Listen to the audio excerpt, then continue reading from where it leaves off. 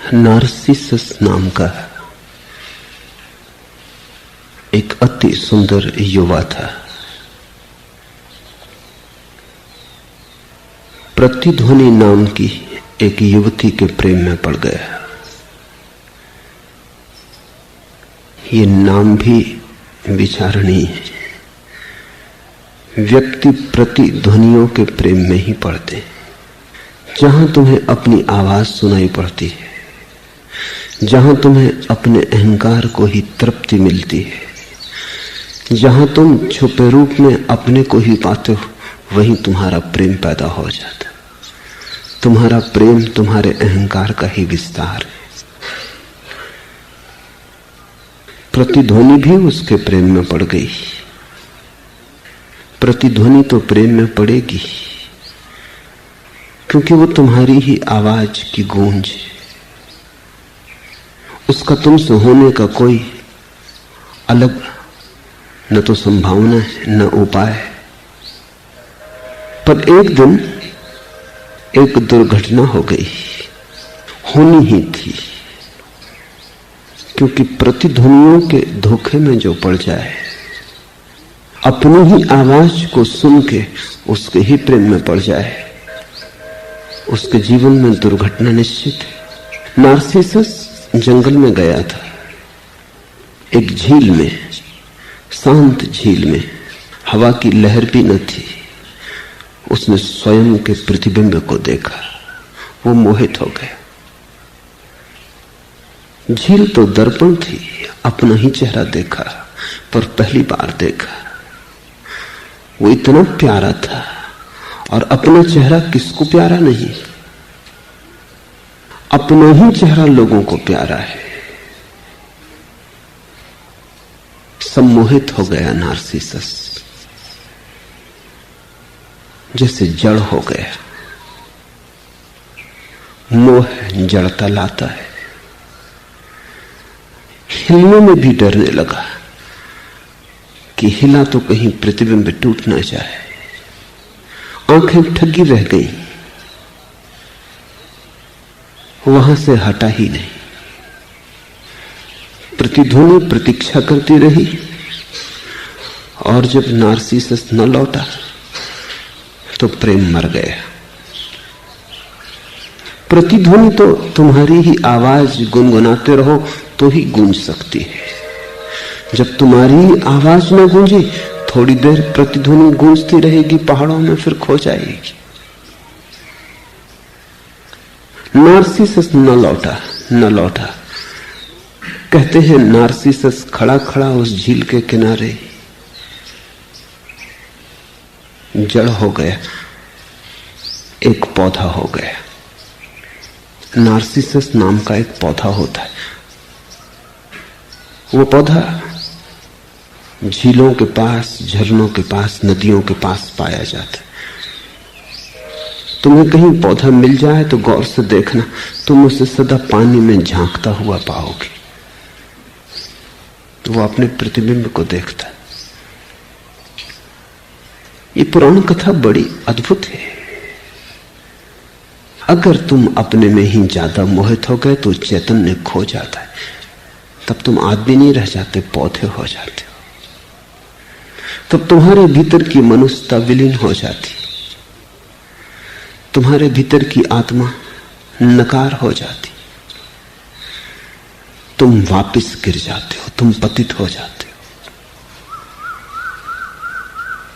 पौधे का भी कोई स्वातंत्र है। मनुष्य स्वतंत्र है, चल सकता है। पौधा बंधा है, पैर नहीं है उसके पास, जड़ें।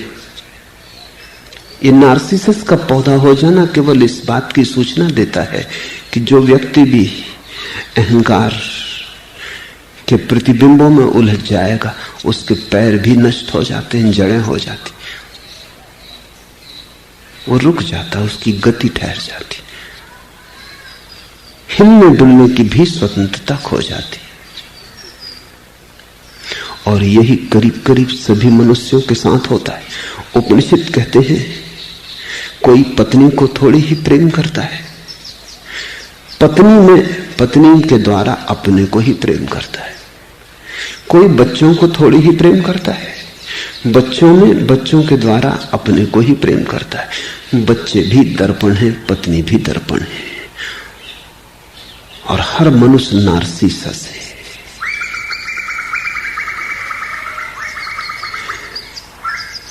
ऐसी मनुष्य की जो चित्त दशा है, इससे और परम स्वातंत्र के तो द्वार कैसे खुलेंगे। जो थोड़ी सी स्वतंत्रता है वो भी नष्ट हो जाती। पंख लगने चाहिए थे कि तुम उड़ सकते परमात्मा की तरफ, पंख तो दूर, पैर भी खो जाते। वृक्ष के बंधन को तुम समझते हो, हिल भी नहीं सकता जहां खड़ा है वहां से। रत्ती भर भी हिलना चाहे तो स्वतंत्रता नहीं है, गति नहीं है। जहां खड़ा है वहां मजबूरी में है, वहां से हट नहीं सकता। आदमी हिल सकता है, चल सकता है, पक्षी उड़ सकता है, लेकिन शरीर कितना ही हिल चल सकता हो तो भी सीमा है, थक जाएगा, थकान ही बंधन हो जाएगी। और पक्षी कितना ही उड़ सकता हो मीलों भी, तो भी मीलों में कहीं आकाश नापा जाता है, थक जाएगा। शरीर की सीमा है, और स्वतंत्रता तो तभी स्वतंत्रता है जब असीम हो। आत्मा की स्वतंत्रता चाहिए, आत्मा में पंख लगे, आत्मा उड़ सके कि फिर कोई सीमा ना हो, कहीं कोई दीवार ना रोके, कहीं कोई जंजीरें ना हो। उस घड़ी को ही हमने मोक्ष कहा है। मोक्ष की तलाश है, सुख के नाम से तुम मोक्ष ही खोजते हो, इसलिए तो हर सुख तुम्हारा दुख हो जाता है। क्योंकि जब तुम पाते हो मोक्ष नहीं मिला, उल्टे बंधन मिले, तो सुख सुख नहीं मालूम होता। तुम धन भी खोजते हो तो मोक्ष के लिए सोचते हो धन से स्वतंत्रता मिलेगी, थोड़े हाथ पैर खुलेंगे, थोड़ा तुम चल फिर सकोगे। गरीब का आकाश बड़ा छोटा है, अमीर का जरा बड़ा होगा, थोड़ी सुविधा होगी। लेकिन जब तुम धन पा लेते हो तब तुम पाते हो ये तो गरीब से भी छोटा आकाश हो गया। ये धन पंख नहीं बना, जंजीरें बन गया। अब इसे छोड़ के तुम हट ही नहीं सकते। कहानियां हैं कि अमीर मर जाते हैं तो मर के सांप होकर बैठ जाते हैं अपनी तिजोरियों पर, जिंदा हालत में भी वो सांप ही होकर बैठे रहते। मरने के बाद क्या होता है इसमें जाने की बहुत जरूरत नहीं। जिसके पास धन है, धन कहीं खो न जाए इस चिंता से भयातुर रहता है, बैठा ही रहता है, पहरा देता रहता है। भोगना तो असंभव, मालिक भी नहीं रह जाता, करीब करीब पहरेदार हो जाता है। तुम ऐसे धनी को मुश्किल से पाओगे जो अपने धन का मालिक है। गरीब चाहे अपनी निर्धनता का मालिक भी हो, लेकिन अमीर अपने धन का मालिक नहीं। धन को भी आदमी गौर से खोजोगे तो स्वतंत्रता के लिए ही चाहता है, पद को भी स्वतंत्रता के लिए ही चाहता है। पद होगा, शक्ति होगी, सामर्थ्य होगी तो इतने बंधन न रह जाएंगे, तुम कुछ बंधन तोड़ सकोगे, तुम थोड़े अज्ञात और अनजान में भी प्रवेश कर सकोगे। यदि मनुष्य की चेतना में ठीक ठीक खोजा जाए तो मोक्ष का ही स्वर बजता है। वो हर तरफ से मुक्ति चाहता है, इसलिए जहां भी बंधन बनने लगते हैं वहीं बेचैनी हो जाती। तुम प्रेम करते हो इसी आशा में कि प्रेम आकाश बनेगा, तुम उड़ सकोगे, कोई सहारा बनेगा तुम्हारी स्वतंत्रता में। लेकिन जब तुम प्रेम में पड़ते हो तुम पाते हो उड़ना तो दूर रहा है, हिलना भी मुश्किल हो गया। दूसरे से सहारे की आशा की थी, सहारा तो दूर रहा, दूसरे ने पत्थर बांध दिए तुम्हारे गले में। प्रेम बंधन हो जाता है होते ही। सपनों में होता है स्वतंत्रता, असलियत में हो जाता है बंधन। खलील जिब्रान ने अपनी अनूठी किताब प्रोफेट में कहा है, एक व्यक्ति ने पूछा और हमें प्रेम के संबंध में कुछ बताओ। तो खलील जिब्रान की किताब के नायक अल मुस्तफा ने कहा, तुम एक दूसरे को प्रेम करना, लेकिन एक दूसरे के मालिक मत बनना। तुम एक दूसरे के पास होना, लेकिन बहुत पास नहीं। तुम ऐसे ही होना जैसे मंदिरों के खंभे होते हैं, एक ही छप्पर को संभालते हैं लेकिन फिर भी दूर दूर होते हैं। अगर मंदिर के खंभे बहुत पास आ जाएं तो मंदिर गिर जाएगा। प्रेमी से भी थोड़े दूर होना, ताकि दोनों के बीच में स्वतंत्र आकाश हो। अगर बीच का स्वतंत्र आकाश बिल्कुल ही खो जाए तो तुम एक दूसरे के ऊपर अतिक्रमण बन जाओगे, आक्रमण बन जाओगे। मगर ये सब बात तो किताबों में है। आदमी के जीवन में तो जिससे प्रेम होता है, हम उससे उसकी सारी स्वतंत्रता छीन लेना चाहते हैं, क्योंकि प्रेम होते ही भय होता है कि कहीं ये प्रेम किसी और की तरफ ना मुड़ जाए। जो प्रेम मुझे मिला है, कहीं कोई इसका और मालिक ना हो जाए। धन मिलता है तो धन खो ना जाए, प्रेम मिलता है तो प्रेम ना खो जाए। जो मिलता है उसी के खोने का भय हो जाता है। उस भय के कारण स्वतंत्रता असंभव हो जाती है। भय के साथ कैसी स्वतंत्रता? निर्भय में ही स्वतंत्रता का फूल खिलता है। और प्रत्येक व्यक्ति के प्राण बस एक ही बात के लिए रोते, एक ही बात के लिए गुनगुनाते, एक ही बात के लिए खोजते हैं, वह है मोक्ष। जहां तुम्हें मुक्ति मिलेगी वहीं तुम आह्लादित होने लगोगे। जहां तुम्हें बंधन मिलेगा वहीं तुम उदास होने लगोगे। अगर तुम इतने उदास हो तो कारण साफ है। चाहा था मोक्ष, मिली जंजीरें। मांगा था आकाश, मिला कारागृह। खोजते थे पंख, पैर भी कट गए। चाहते थे मुक्ति, जो पास था वो भी दांव पर लग गया और खो गया। और जिसकी आशा की थी उसके कहीं दूर भी कोई आसार नजर नहीं आते। इसलिए तुम उदास हो। परमात्मा शब्द का अगर कोई भी अर्थ हो सकता है तो मोक्ष। इसलिए परम ज्ञानियों ने परमात्मा शब्द का उपयोग भी नहीं किया। महावीर मोक्ष की बात करते हैं, परमात्मा की नहीं, क्योंकि परमात्मा शब्द के साथ बड़ी भ्रांतियां जुड़ गई, उसके साथ भी बड़े कारागृह जुड़ गए। बुद्ध निर्वाण की बात करते हैं, परमात्मा की नहीं,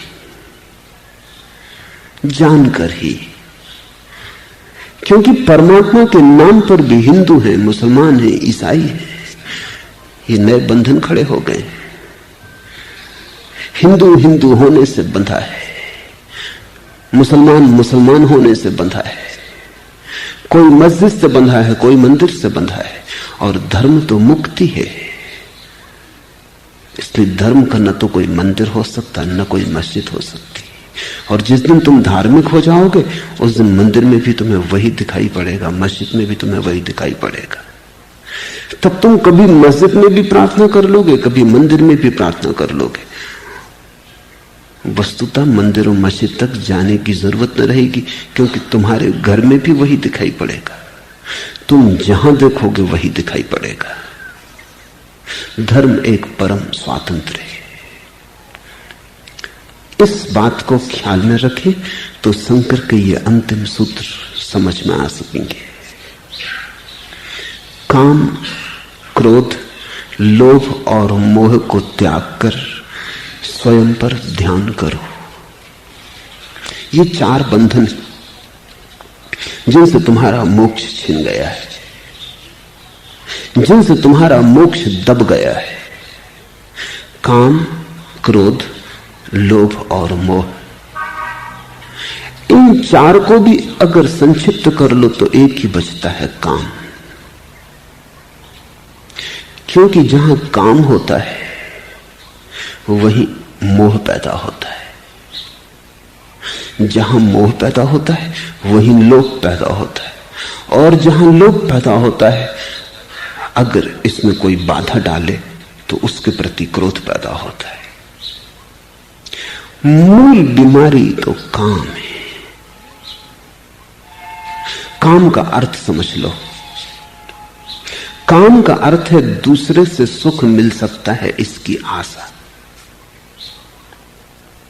काम का अर्थ है मेरा सुख मेरे बाहर है,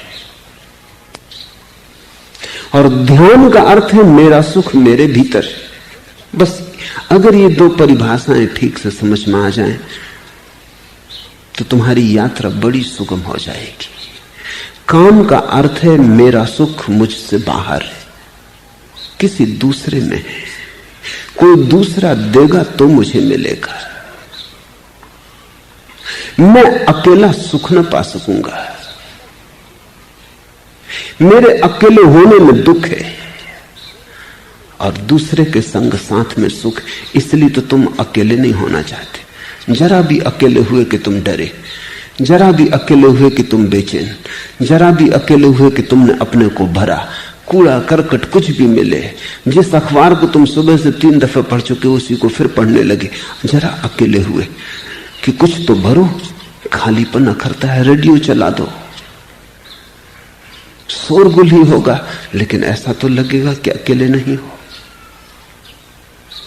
ताश खेलो, होटल में बैठ जाओ, क्लब चले जाओ, कहीं भी किसी भांति। एक युवक मेरे पास 3 दिन पहले आया, उसने कहा कि जैसे जैसे ध्यान कर रहा हूं वैसे वैसे अकेलेपन से डर और बढ़ रहा है, और कभी कभी तो ऐसी घड़ी आ जाती कि मैं एकदम भागता हूं घर से निकल के और बाजार में चला जाता हूं। यद्यपि कुछ लेना देना नहीं है, लेकिन बाजार में भीड़ भाड़ में घूमते हुए ऐसा नहीं लगता कि अकेला हूं। घड़ी 2 घड़ी घूम फिर के लौट आता हूं, हल्का हो जाता हूं।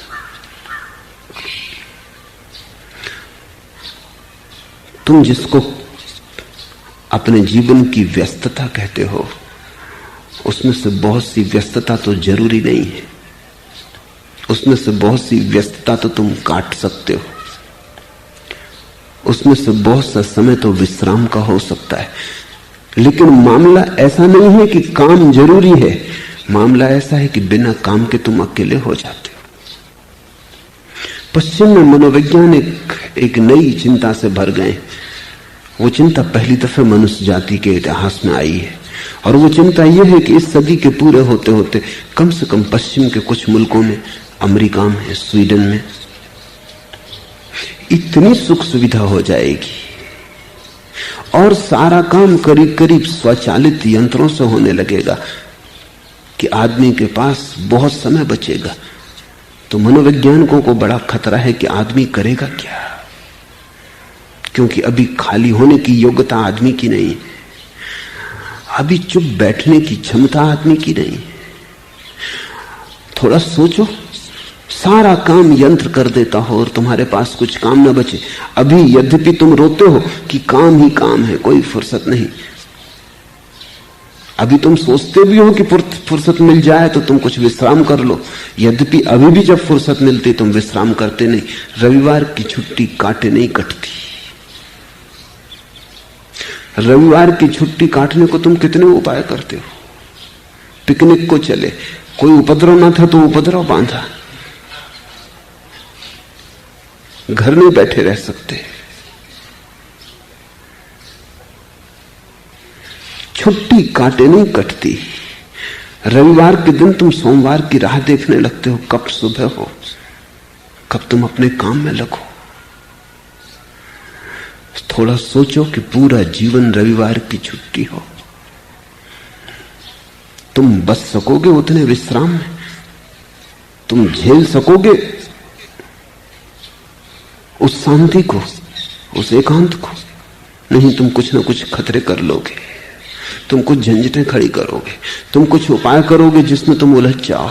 मनोवैज्ञानिक कहते हैं कि हमें कुछ ऐसे काम खोजने पड़ेंगे जिनकी कोई जरूरत तो ना होगी, लेकिन लोग जो खाली नहीं बैठ सकते उनको हमें देना पड़ेंगे। और एक बड़ी अनूठी बात ख्याल में आनी शुरू हुई है, और वो ये कि जो लोग बिल्कुल खाली बैठने को राजी होंगे उनको सरकार तनख्वाह देगी कि वो खाली बैठने के लिए राजी। जो काम करेंगे उनको तनख्वाह नहीं मिलेगी, क्योंकि काम भी लो और तनख्वाह भी लो, दोनों एक साथ। ये आज हमें अजीब लगता है, और कम से कम पूरब के मुल्कों में तो बहुत अजीब लगता है, जहां गरीबी है, जीवन बड़ा दुविधापूर्ण है। लेकिन पश्चिम के मुल्कों में ये घड़ी करीब आ रही। 20 वर्षों के भीतर, इस सदी के पूरे होते होते, जो लोग खाली बैठने को राजी होंगे उनको सज्जन कहा जाएगा, जो नहीं बैठने को राजी होंगे वो दुर्जन समझे जाएंगे। खाली लेकिन वही बैठ सकता है जिसे थोड़ा ध्यान का रस लगाओ। इसलिए आकस्मिक नहीं है कि पश्चिम में ध्यान की इतनी तीव्र जिज्ञासा पैदा हुई। अकारण कुछ भी नहीं होता। जब कोई चीज घटने के करीब होती है तो चेतना उस तरफ उत्सुक होने लगती है। अगर तुम यहां मेरे पास पश्चिम से दूर दूर से आते लोगों को देखते हो तो आकस्मिक नहीं है। बड़ी तीव्र आकांक्षा पैदा हुई कि स्वयं के साथ अकेले होने का सुख क्या है, उसे जानना जरूरी है, क्योंकि दूसरे के साथ न तो सुख कभी मिला है न मिल सकता है। दूसरे के साथ केवल दुख मिला है, लेकिन मजबूरी यह है कि अकेले होने की हम कला नहीं जानते। इसलिए दूसरे के साथ दुख मिले, नरक मिले तो भी कोई उपाय नहीं, रहना तो दूसरे के साथ ही पड़ेगा, क्योंकि अकेले होने में और भी महानरक हो जाता है। तो अकेले के नरक से हम सदा दूसरे का नरक चुन लेते हैं।